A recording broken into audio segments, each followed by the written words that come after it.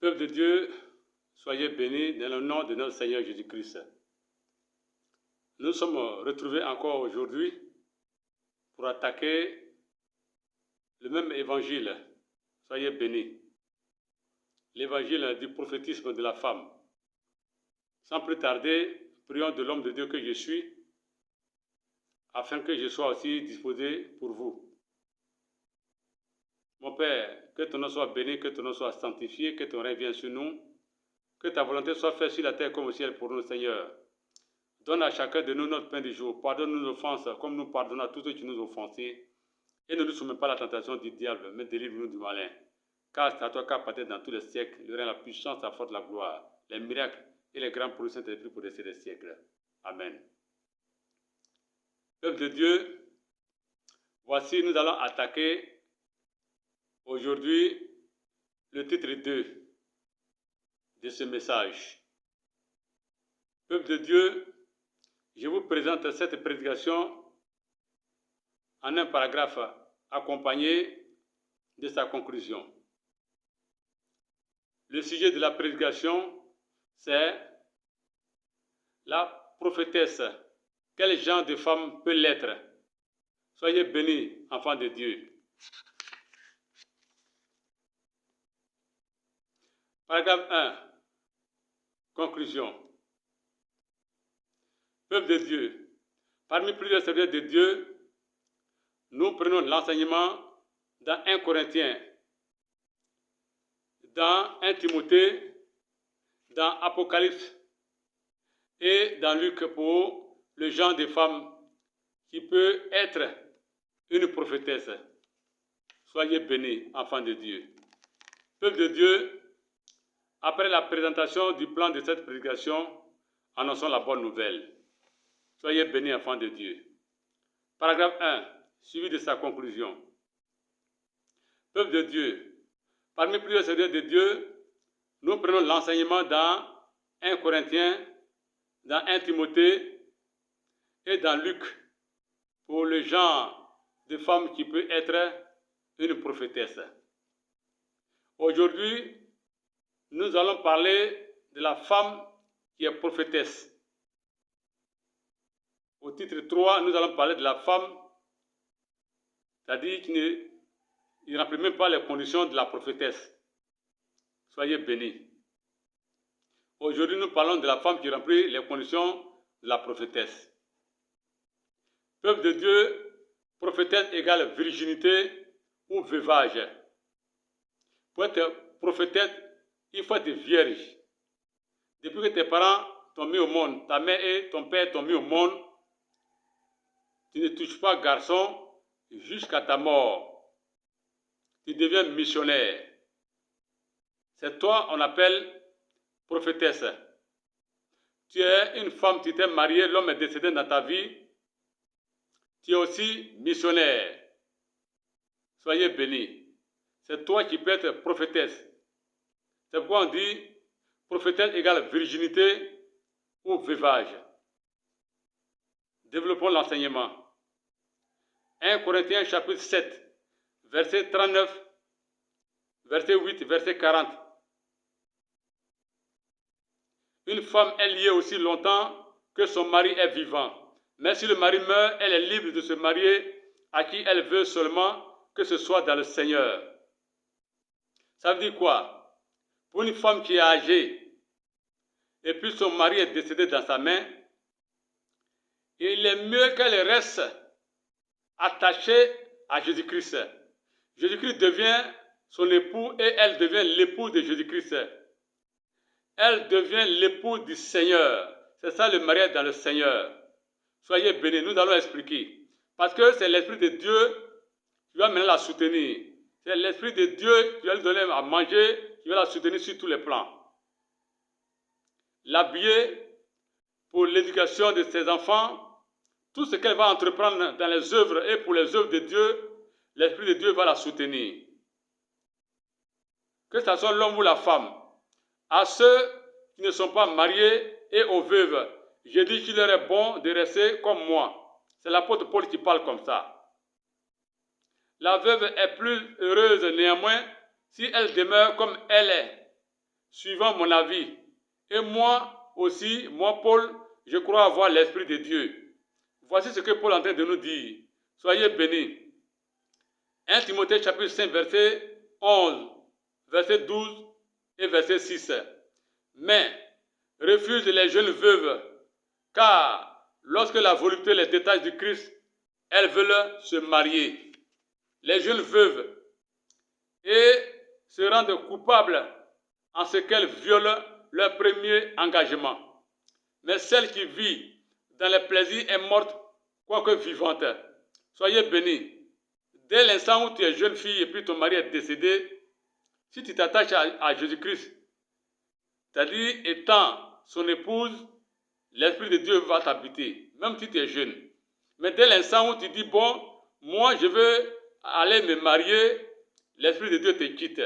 C'est l'homme que tu dois marier là, tu dois, c'est-à-dire t'habiller, qui va te donner à manger, c'est lui qui va payer tes chaussures, c'est lui qui va scolariser tes enfants, c'est lui qui prend ta vie en main. Soyez bénis, enfants de Dieu. Donc si tu es une jeune femme, fais en sorte que ton mari vive avec toi plus longtemps. Mais s'il quitte ta main dès ton jeune âge, ce n'est pas trop intéressant. C'est-à-dire, ton veuvage n'est pas bien. Alors, à bon entendeur, salut et écoutez la parole de Dieu comme Dieu vous l'a vraiment donné. Soyez bénis, enfants de Dieu. Luc chapitre 2, verset 36 au verset 38. Il y avait aussi une prophétesse, Anne, fille de Phanuel, de la tribu d'Azer. Elle était fort avancée en âge et elle avait vécu 7 ans avec son mari depuis sa virginité. Restée veuve et âgée de 84 ans, elle ne quittait pas le temple et elle servait Dieu nuit et jour dans le jeûne et dans la prière. Étant, c'est-à-dire survenue, elle aussi, à cette même heure, elle louait Dieu et elle parlait de Jésus à tous ceux qui attendaient la délivrance de Jérusalem. Soyez bénis, enfants de Dieu. 1 Timothée chapitre 5, verset 9 et verset 5. Qu'une veuve peut être inscrite sur la liste ou sur le rôle, c'est-à-dire d'une veuve qu'elle n'ait pas moins de 60 ans, qu'elle ait été femme d'un seul mari. Celle qui est véritablement veuve et qui est demeurée dans l'isolement, met son espérance en Dieu et persévère nuit et jour dans les supplications et les prières, l'Esprit de Dieu va l'assister, l'Esprit de Dieu va la soutenir. Voici ce qu'on est en train de vous dire. Soyez bénis, enfants de Dieu. Pour vous dire, si tu es une femme et que ton mari est décédé de ta main, c'est une condition que tu remplis. Si tu es âgé de 60 ans ou plus, tu remplis les conditions. La Bible même, Dieu dit de ne pas être en dessous de 60 ans. C'est-à-dire que là, si tu passes les menstrues, tu seras attiré par les hommes. Tu auras envie d'avoir les rapports sexuels. Et quand tu es dans cet état, tu ne peux pas servir Dieu comme prophétesse. Dès l'instant où tu cherches à te remarier et que tu es marié, tu ne peux plus servir Dieu en tant que prophétesse. Quand bien même que ton mari, c'est-à-dire, soit mort dans ta main. Soyez bénis, enfants de Dieu. Voici ce que l'Esprit de Dieu est en train de vous dire. C'est pourquoi on est en train de vous dire que si ton père et ta mère t'ont mis au monde et que tu es vierge, garde ta virginité. Tu es une missionnaire. En ce moment-là, tu peux servir Dieu en tant que prophétesse. C'est simple. Depuis ton jeune âge jusqu'à ta mort, tu ne touches pas de garçon. Mais si tu t'es marié et que l'homme est mort dans ta vie, tu deviens une veuve véritable. Là, tu peux servir Dieu en tant que prophétesse. Mais que ton âge ne soit pas en dessous de 60 ans. Si tu atteins les 60 ans ou plus, ça peut aller. Voici ce que Dieu aussi vous recommande. Donc, vous devez regarder l'attitude, l'état c'est-à-dire lequel vous êtes, votre état d'âme. Qu'est-ce que vous voulez faire pendant que votre mari vous a quitté? Donc, vous allez vers les hommes de Dieu cela vous donne les instructions, on vous donne c'est-à-dire tous les renseignements, tous les enseignements que Jésus-Christ a voulu que cela soit fait. Et c'est ce que nous sommes en train de vous donner aujourd'hui.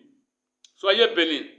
Donc, pour une prophétesse, pour que tu sois une prophétesse, il faudrait que tu sois marié. Si ton mari est mort dans ta main, en ce moment-là, tu peux servir Dieu en tant que prophétesse. Si tu atteins les 60 ans ou plus, tu peux servir Dieu en tant que prophétesse. Si tu es aussi vierge et que tu n'as pas touché l'homme jusqu'à ta mort, tu peux aussi être servant de Dieu en tant que missionnaire, en tant que prophétesse de Dieu. Ça aussi, ça marche. Mais dès l'instant où tu te trompes et puis tu couches avec un homme en cachette, Dieu te voit. C'est une malédiction. Tu maudis les enfants de Dieu, tu les trompes. Dieu te voit. Soyez bénis, enfants de Dieu. C'est pourquoi on vous dit, comme exemple dans Luc chapitre 2, verset 36 au verset 38, il y avait aussi une prophétesse Anne, fille de Phanuel de la tribu d'Azer.